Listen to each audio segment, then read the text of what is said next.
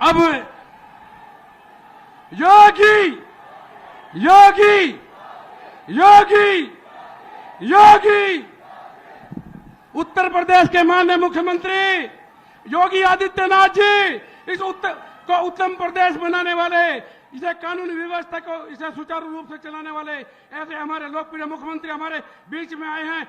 मैं उनका इस धरती पर बहुत बहुत स्वागत अभिनंदन करता हूं और यहाँ के मेरठ मुजफ्फरनगर लोकसभा के मान प्रत्याशी डॉक्टर संजीव बालियान जी से अनुरोध करता हूं कि वह माननीय मुख्यमंत्री योगी आदित्यनाथ जी का स्वागत करें।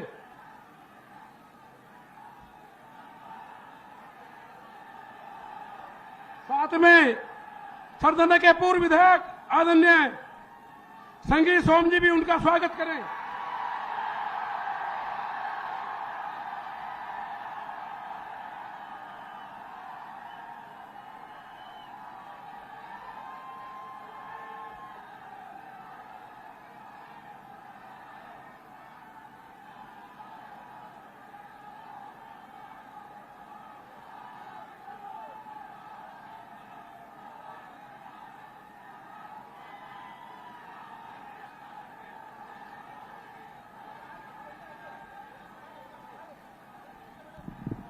योगी योगी योगी आवाज दिल्ली तक जानी चाहिए। योगी योगी। अब मैं सरदना विधानसभा के पूर्व में विधायक रहे अपने छोटे भाई आदरणीय संगीत सोम जी से अनुरोध करता हूं कि आकर वो अपना विचार रखें।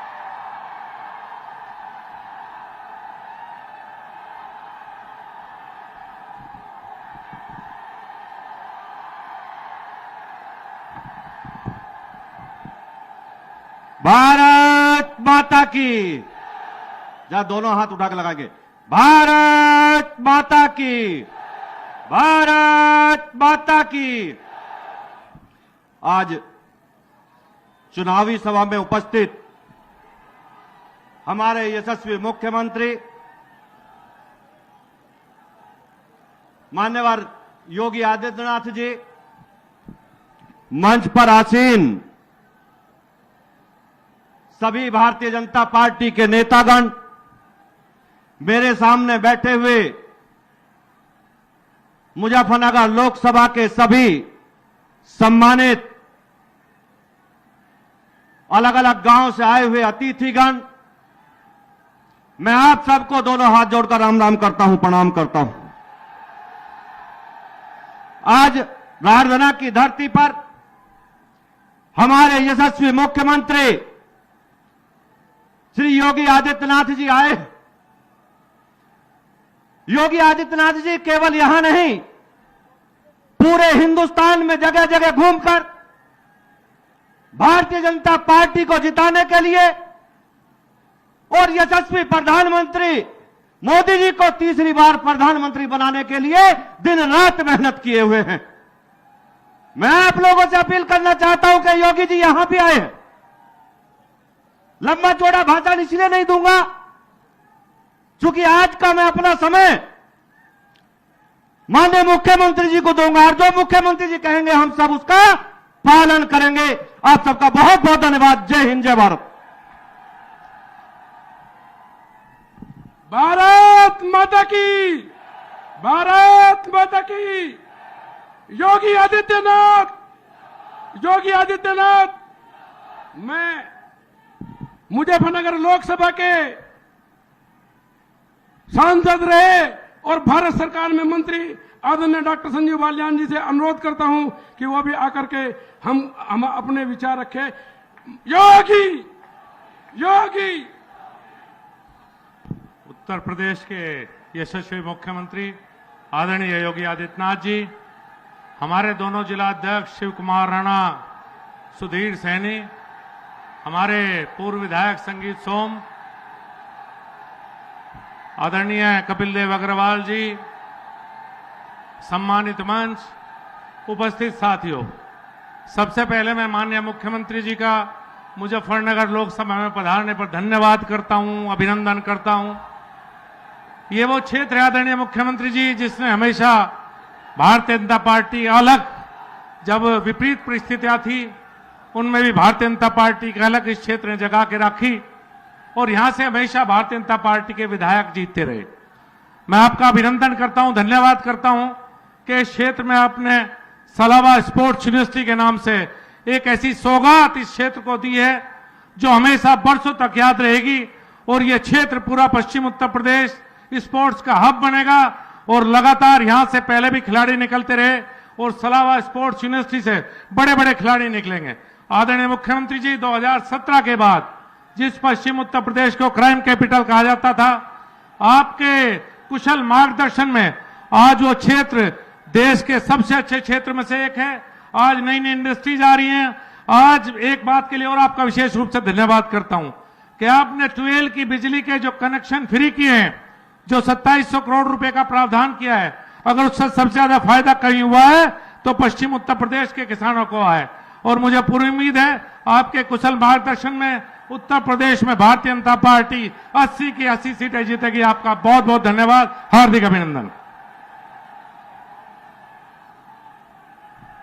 योगी, जिन्हें आप सुनने के लिए बेसब्री से इंतजार कर रहे हैं, इस उत्तर प्रदेश की काया पलटने वाले आपके इस आज भारत उत्तर प्रदेश का नाम दुनिया में पहचान बनाने वाले, उत्तर प्रदेश को उत्तम प्रदेश बनाने वाले और जो हमारे पुरखों का जो 500 वर्षों की जो तपस्या थी उसके भगवान राम का टेंट से निकालकर भव्य मंदिर बनाने वाले आज हमारे देव पुरुष योगी आदित्यनाथ जी आज हमारे बीच में हैं। मैं आमंत्रित करता हूं आदरणीय योगी आदित्यनाथ जी को।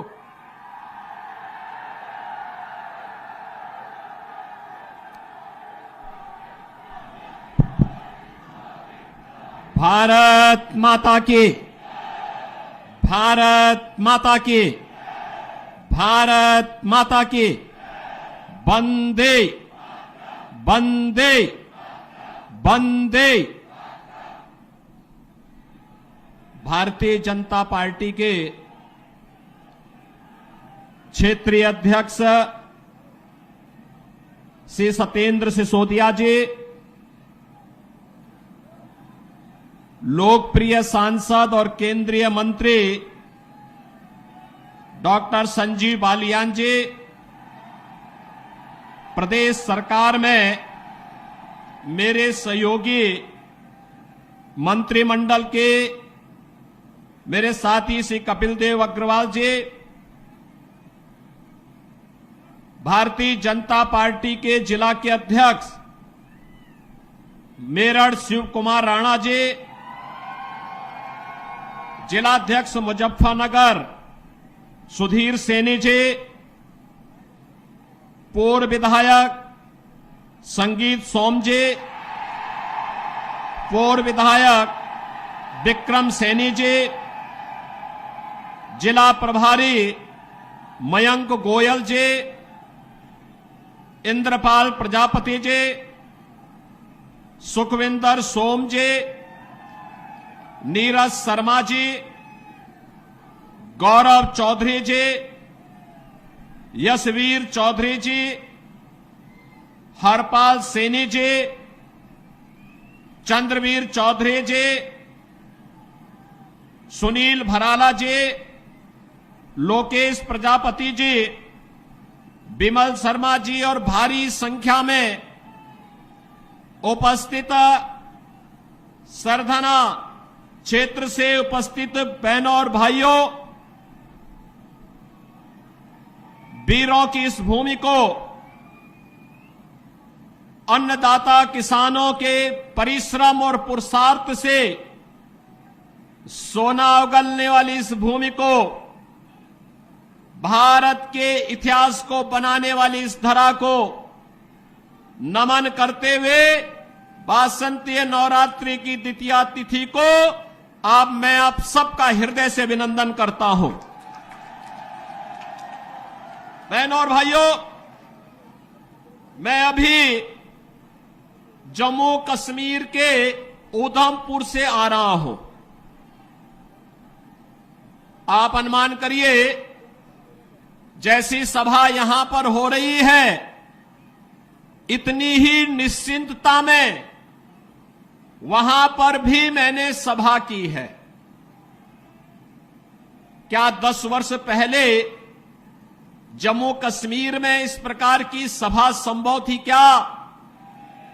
नहीं थी ना। लेकिन आज जम्मू कश्मीर में शानदार सभा हो रही है। लोग लोकतंत्र की मुख्य धारा के साथ जुड़ रहे हैं। जम्मू कश्मीर में भी वैसे विकास के कार्य हो रहे हैं जैसे आपके मेरठ में हो रहे हैं, उत्तर प्रदेश के अंदर हो रहे हैं, दिल्ली में हो रहे हैं। ऐसे ही विकास के कार्य वहां पर भी युद्ध स्तर पर आगे बढ़ रहे हैं।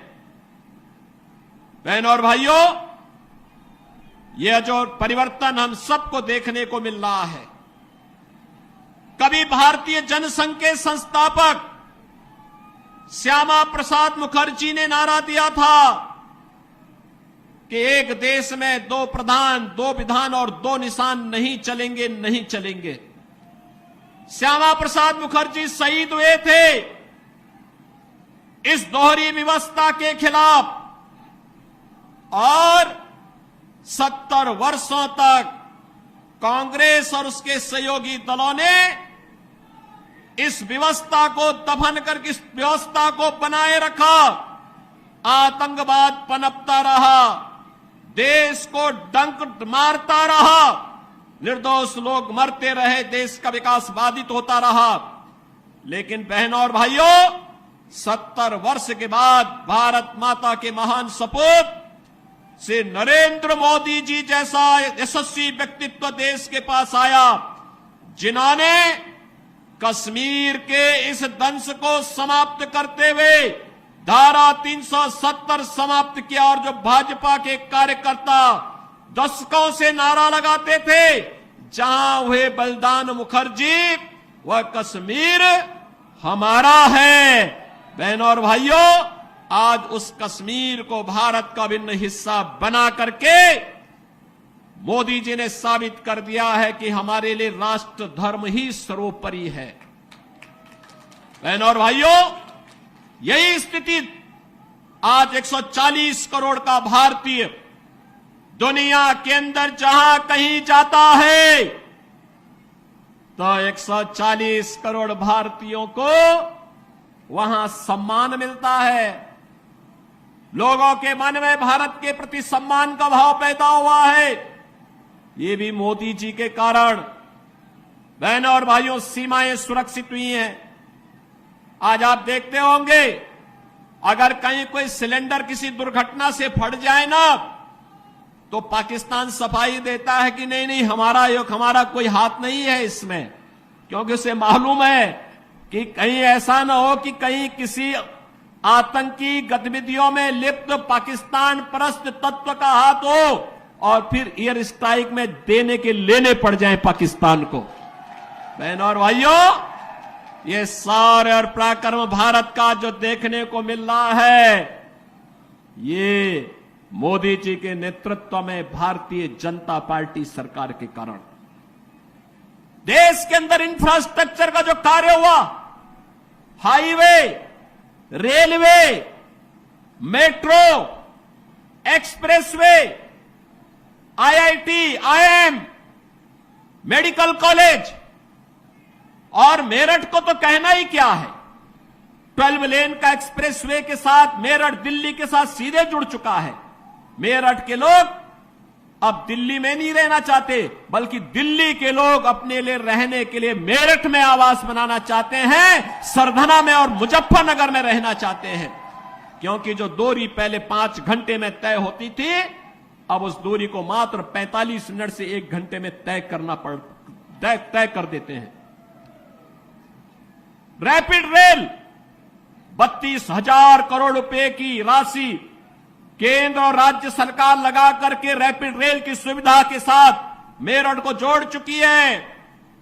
और बहनों और भाइयों, उत्तर प्रदेश का पहला स्पोर्ट्स यूनिवर्सिटी मेजर ध्यानचंद जी के नाम पर इसी विधानसभा क्षेत्र में, मुजफ्फरनगर लोकसभा क्षेत्र में बन रही है। 700 करोड़ रुपए की लागत से बन रहा विश्वविद्यालय। जो भी उसका मानक होगा वो इंटरनेशनल स्टैंडर्ड का होगा, कोई समझौता नहीं होगा। और वर्ल्ड क्लास यूनिवर्सिटी आपको हम लोग यहां प्रदान करने जा रहे हैं। मेरठ में 1 डिस्ट्रिक्ट 1 प्रोडक्ट में स्पोर्ट्स आइटम को हम लोगों ने प्रमोट किया है। आज मेरठ की आइटम खेल की सामग्री दुनिया के अंदर बिक रही है। बहनों और भाइयों, मैं आप सबसे ये कहने के लिए आया हूं, एक तरफ विकास और दूसरी तरफ लोक कल्याण और गरीब कल्याण के कार्य। हर घर नल की योजना हो, हर घर बिजली का कार्य हो। एक तरफ भारत 4 वर्ष से 80 करोड़ लोगों को फ्री में राशन की सौगात दे रहा है और दूसरी तरफ भिखमंगा पाकिस्तान कटोरा लेकर के दुनिया के अंदर भीख मांगता हुआ दिखाई दे रहा है। ये परिवर्तन है। अच्छा नेतृत्व आता है, देश को बुलंदियों की ऊंचाई तक पहुंचाता है। गलत लोग चुने जाते हैं, पाकिस्तान जैसी दलिद्रता आ जाती है। और पाकिस्तान में जो दलिद्रता है ये वहां के नेताओं के कर्मों के कारण है, और भारत में जो आज संपन्नता है यहां के यशस्वी नेतृत्व के कारण। मैं बहनों और भाइयों आप सबसे यही कहने के लिए आया हूं, यही कहने के लिए मैं आपके पास आया हूं। ये जो परिवर्तन आपको देखने को मिल रहा है मेरठ में, पश्चिमी उत्तर प्रदेश में, जो लोग गुमराह करने का कार्य कर रहे हैं, ये वही लोग हैं जिन्होंने संगीत सोम और संजीव बालियान को जेल के अंदर डाल करके यहां की जनता को कर्फ्यू में झोंकने का काम किया था। और मैं आज आपसे ये कहने के लिए आया हूं, ये चुनाव हमारा व्यक्तिगत रूप से किसी व्यक्ति के साथ मतभेद हो सकता है, लेकिन विचारधारा राष्ट्र धर्म हमारे लिए सर्वोपरि है और इसके साथ कोई समझौता नहीं हो सकता है। जहां पे राष्ट्र धर्म को चुनने की आवश्यकता पड़ेगी, हम सब कुछ छोड़ करके राष्ट्र धर्म को चुनेंगे और राष्ट्र धर्म के लिए अपने आप को बलिदान कर देंगे। इसमें किसी भी प्रकार का कोई संकोच नहीं होना चाहिए। और इसीलिए मैं आपका आह्वान करने के लिए आया हूं, हमें वह सरकार चाहिए जो कांवड़ यात्रा चला सके। कर्फ्यू लगाने वाली सरकार नहीं चाहिए, कर्फ्यू लगाने वाले लोग नहीं चाहिए। हम लोग इस बात को ध्यान में दें, जो लोग कर्फ्यू के पक्षधर रहे हैं, दंगा पॉलिसी जिनकी इस पूरे क्षेत्र में यहां के निर्दोष नागरिकों पर झूठे मुकदमे दर्ज करके यहां के नौजवानों के जीवन को जिन लोगों ने निगलने का काम किया था, उन लोगों को कभी माफ करने की आवश्यकता नहीं। जो ये लोग आए होंगे तमाम प्रकार की बातें कहने के लिए आए होंगे। बहनों और भाइयों, मैं आपसे एक बात और कहना चाहता हूं, आपने महाराणा प्रताप का जीवन देखा होगा। महाराणा प्रताप, जब महाराणा प्रताप की बात होती है तो भारत के स्वाभिमान की बात होती है, भारत के सम्मान की बात होती है। स्वधर्म और स्वराष्ट्र के लिए कैसा बलिदान चाहिए। सत्ता नहीं, घास की रोटी खाएंगे, लेकिन विदेशी हुकूमत के सामने कभी सिर नहीं झुकाएंगे। बहनों और भाइयों, जिन लोगों ने कर्फ्यू करके इस क्षेत्र में बहन बेटियों की इज्जत को नीलाम करने का काम किया था, जो लोग यहां की बेटी और व्यापारी के जीवन के लिए खतरा बन चुके थे, उन लोगों को फिर से पनपने का अवसर मत दीजिए। वे लोग आएंगे, दुम दबा करके आएंगे, बाद में गिरेबान को पकड़ करके इस पूरे क्षेत्र में फिर अव्यवस्था और अराजकता फैलाने का कार्य करेंगे। इसलिए मैं आज आपका आह्वान करने के लिए आया हूं, विकास में कोई कोताही नहीं बरती गई, किसी भी प्रकार की कोई कोताही केंद्र और राज्य शासन ने नहीं बरतने दी, सुरक्षा के साथ कोई खिलवाड़ नहीं होने दिया, बेटी और व्यापारी को सुरक्षा का माहौल दिया। और बहनों और भाइयों, हमें व्यक्तिगत मतभेदों को दरकिनार करते हुए देश के बारे में सोचना है, देश और राष्ट्र धर्म से बढ़कर के हमारे लिए कोई कुछ नहीं हो सकता है। और यही आह्वान करने के लिए आज मैं यहां पर सरधना की भूमि पर आया हूं। ये वीरों की भूमि है और वीरता कभी कायरता नहीं दिखाती है, शॉर्टकट का रास्ता नहीं अपनाती है। वीरता तो अवसर आने पर राष्ट्र धर्म के लिए सर्वस्व न्यौछावर करने के लिए अपने आप को तैयार करती है। और उसी वीरता का आह्वान करने के लिए मैं आपके पास आया हूं, आपसे कहने के लिए यह देश, पूरे देश के अंदर एक आवाज है। उत्तरो, दक्षिणों, पूर्वो, पश्चिमो, एक ही आवाज है पूरे देश के अंदर। मुझे 3 दिन पहले महाराष्ट्र जाने का अवसर प्राप्त हुआ था। उससे 1 दिन पहले मैं राजस्थान गया था। अभी जम्मू कश्मीर से आ रहा हूं और केवल यहां की सभा के लिए आया हूं, अन्यथा मेरे और भी कार्यक्रम थे। मैंने कहा नहीं, मैं जाऊंगा सरधना में, मैं इस बार जरूर जाऊंगा, 24 में मैं जरूर जाऊंगा। और बहनों भाइयों, मैं इसीलिए आया हूं आपसे कहने के लिए, जो लोग गुमराह कर रहे हैं उनके गुमराह में आने की आवश्यकता नहीं। ये लोग कभी नहीं आएंगे। फिर जाति के सौदागर उपयोग करेंगे, बाद में सौदेबाजी करके गायब हो जाएंगे। हमें किसी भी ऐसे व्यक्ति के बहकावे में नहीं आना है जिससे हमारा राष्ट्र धर्म खतरे में आए। याद रखना, इस देश के राष्ट्र धर्म को हमेशा खतरा जब भी आया है, इन्हीं लोगों के कारण आया है जिन्होंने जातीयता के आधार पर समाज के सामाजिक ताने बाने को छिन्न भिन्न किया है, हमेशा छिन्न भिन्न किया है। और बहनों और भाइयों, मैं आपको इस बात के लिए आश्वस्त करता हूं कि कोई माय के लाल बाल बांका नहीं कर सकता है। सुरक्षा की इतनी पुख्ता व्यवस्था हमने की है यूपी के अंदर। आज आप देखते होंगे बड़े बड़े दुर्दांत माफिया और अपराधी किस कदर उनकी दुर्गति हो रही है। आप देख रहे होंगे, जिनके नाम से ही लोग कर्फ्यू जैसा माहौल होता था, आज उनकी दुर्गति क्या है हर व्यक्ति देख रहा है। इन माफिया और अपराधियों की स्थिति क्या है, आप रोज सोशल मीडिया के प्लेटफॉर्म को उठा करके देखते होंगे। एक दुर्दांत माफिया ऐसा भी था, बहनों और भाइयों, जब समाजवादी पार्टी की सरकार के समय चलता था तो मुख्यमंत्री हो या मुख्य न्यायाधीश, इन सब के काफिले रुक जाते थे और माफिया का काफिला निकलता था। और जब हमने कार्रवाई की उस माफिया के खिलाफ और उसको रगड़ करके कोर्ट के सामने प्रस्तुत किया तो उसकी पैंट गीली हो गई थी, उसकी पैंट गीली हो गई थी। और तब हमने कहा था, उस समय उसको हमने कहा था, कानून को रौंदने वाले, आज कानून कितना बड़ा होता है यह एहसास हो रहा है कि नहीं हो रहा है। और निर्दोष लोगों को मारोगे तो मिट्टी भी नहीं मिल पाएगी। और बहनों और भाइयों, इसीलिए मैं आया हूं आपसे कहने के लिए, देखो, जिनकी गर्मी हम शांत कर चुके हैं उनको गर्म मत होने दीजिए। अब इस क्षेत्र को विकास की मुख्य धारा के साथ जुड़ने दो। उनकी सबकी गर्मी शांत हो गई है, वे गए काम से। और इसीलिए मैं आप सबसे अपील करने के लिए आया हूं कि पूरे देश की एक आवाज है, पूरा देश एक ही स्वर में बोल रहा है। और वह बोल रहा है कि फिर एक बार मोदी सरकार, फिर एक बार, थोड़ा जोर से बोलिए, यहां की आवाज दिल्ली तक पहुंचाइए, फिर एक बार मोदी सरकार। यह मोदी सरकार की जो गूंज पूरे देश के अंदर है, इस पूरी गूंज को घर घर पहुंचाना है। मोदी जी का प्रतिनिधि बन करके और स्वयं मेरा प्रतिनिधि बन करके आपको जाना होगा। सहमत हैं? सहमत हैं?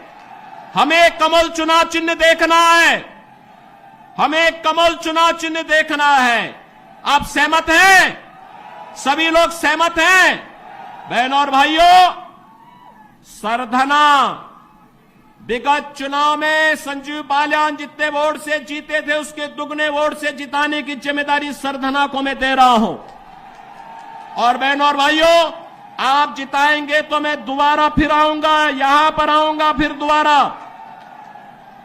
आकर के आपके साथ बैठूंगा और बैठ करके फिर आपसे चर्चा करूंगा। और इसीलिए आपसे अपील करने के लिए मैं आया हूं। ये जिम्मेदारी आपकी है। मोदी जी को तीसरा कार्यकाल मिलना चाहिए, क्योंकि मोदी जी के नेतृत्व में हमारा भारत ग्लोबल पावर बनेगा, दुनिया की एक बड़ी ताकत बनेगा। ग्लोबल पावर बनने के लिए विकसित भारत चाहिए, और विकसित भारत के लिए विकसित उत्तर प्रदेश चाहिए, और विकसित उत्तर प्रदेश के लिए विकसित मुजफ्फरनगर और विकसित मेरठ भी चाहिए। सहमत है ना?